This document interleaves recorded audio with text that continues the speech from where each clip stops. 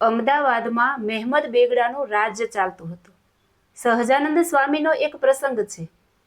મહેમદ બેગડાનો એ વખતે એમનો મુસ્લિમ દિવાન હતો, જેમનું નામ હતું દરિયા ખાન. દરિયા ખાન ધર્મનિષ્ઠ હતો. સાધુઓને, ફકીરોને સેવતો, સત્કર્મ કરે, ધર્મની રુચિવાળો. દરિયા ખાનની અંત અવસ્થા આવી એટલે એમને થયું કે હવે આપણું બહુ આયુષ્ય નથી, એટલે પોતે જ પોતાની કબર માટે અમદાવાદમાં દરિયા ખાન ઘુમ્મટ બંધાવ્યું. બહુ મોટું છે. પછી એ મૃત્યુ પામ્યો અને ત્યાં જ દરિયા ખાનને કબર દીધી. હવે ત્યાં વિશાળ જગ્યા એટલે એનું મૃત્યુ થયું. પછી 300 વર્ષ વીતી ગયા ત્યારે ભગવાન સ્વામિનારાયણના સંતો મુક્તાનંદ સ્વામી, નિષ્કુળાનંદ સ્વામી આદિ ત્યાં દરિયા ખાનની ઘુમ્મટમાં ઉતરતા.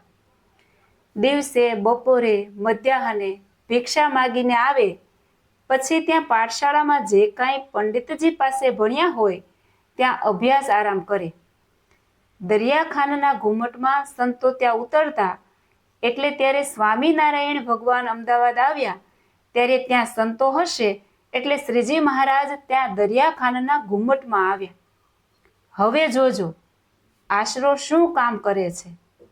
ઘટના એવી બની કે જ્યાં પ્રભુ આવીને બેસે ત્યાં એ દરિયા ખાન 300 વર્ષથી ત્યાં હશે તે કબરમાંથી નીકળ્યું.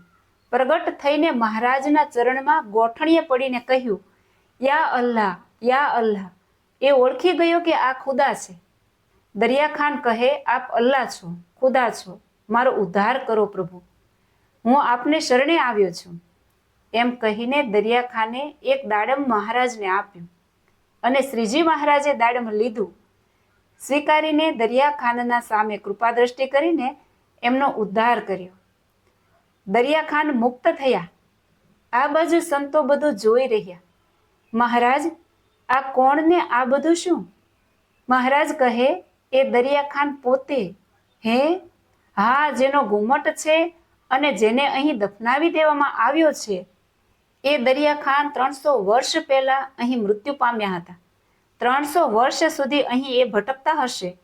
આજે પ્રગટ થઈને અમારી પાસે શરણું આશરો માગ્યો, અમે એનો ઉદ્ધાર કર્યો છે. સંતો કહે, મહારાજ, એનું એવું વળી કેવું ભાગ્ય કે એ તમને ઓળખી ગયો, નહીતર મુસ્લિમ જલ્દી પગમાં પડે નહીં. આ તમને ઓળખી ગયો મહારાજ. ઓળખાણની જ બધી બક્ષિસ છે ને. તમે બધા બેઠા છો પણ તમારા પગમાં ન પડ્યો. અમને ઓળખી ગયો કે આ અલ્લાહ છે. સંતો, તમને પણ ઓળખી ગયા હતા. તમારા પગમાં નહોતું પડવું એવું નહોતું, પણ અમારી એને ઝંખના હતી કે આજકાલ પણ આ સાધુ છે એટલે જરૂર ભગવાન આવશે. અને અમે આવ્યા એ તો તમે અહીં હતા એટલે આવ્યા, નહીતર અહીં અમારે આવવાનો શો અર્થ? એમાં એ રાહ જોઈને બેઠેલો આજે શરણે આવ્યો. પણ મહારાજ, એનું કેવું મોટું પુણ્ય કે તમને ઓળખી ગયો અને એમનો ઉદ્ધાર થયો. મહારાજ કહે, એ કથા તમારે સાંભળી હોય તો કહો. હા, કહો મહારાજ. મહાભારતના એક પ્રસંગમાં જ્યારે જુગારમાં પાંડવો હાર્યા અને દ્રૌપદીને હાર્યા અને જ્યારે દ્રૌપદીના વસ્ત્ર ખેંચવાનો ભર સભામાં પ્રયાસ થયો તે વખતે બધા જ એ કુળવંશીઓ બેઠા છે. ધૃતરાષ્ટ્ર અને ગાંધારી બેઠા છે. એ સભામાં દ્રૌપદીજીના ચીર ખેંચવા માટે દુશાસન ઊભો થયો ત્યારે દુર્યોધનનો સગો ભાઈ વિકર્ણ એકદમ ગુસ્સે થઈને ઊભો થયો. આપણી સભામાં આવું ન હોય. ત્યારે આ તો આપણી કુળવધુ છે, આપની નારી છે, આપની કુળની સ્ત્રી છે અને એના વસ્ત્રો. અને જ્યારે આ બધા ગુરુઓ બેઠા હોય, માને બાપ બેઠા હોય, ત્યારે એક ભાભીની આમ લાજ લૂંટાય. તમારી બુદ્ધિ ભ્રષ્ટ થઈ ગઈ છે. કોઈનું લોહી કેમ ઉકળતું નથી? એક એકની સામે જોઈને કહે કે કોઈક તો બોલો કે આ અનિષ્ટ થઈ રહ્યું છે. આપણી પેઢીમાં આપણા પૂર્વજો કોઈ માફ નહીં કરે.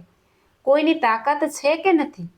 વિકર્ણ બહુ જોર કરવા માંડ્યા ત્યારે દુર્યોધને વિકર્ણને એકદમ ધક્કા મારીને તિરસ્કાર કરીને કાઢી મૂક્યો.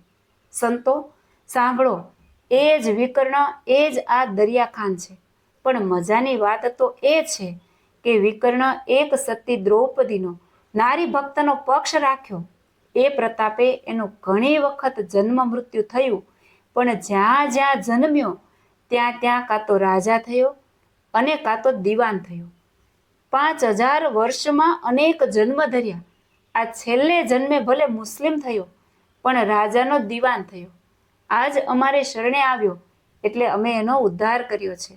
વાત મર્મની એ છે કે ત્યારે શ્રી કૃષ્ણ ભગવાન હતા કે નહોતા, ઋષિઓ હતા કે નહોતા, પણ આશરો ન લીધો તો 5000 વર્ષનું ભટકણ થયું.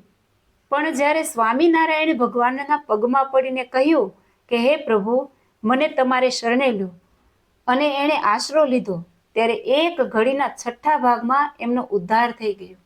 આ આશરાનો પ્રબળ પ્રતાપ છે. જય શ્રી સ્વામિનારાયણ.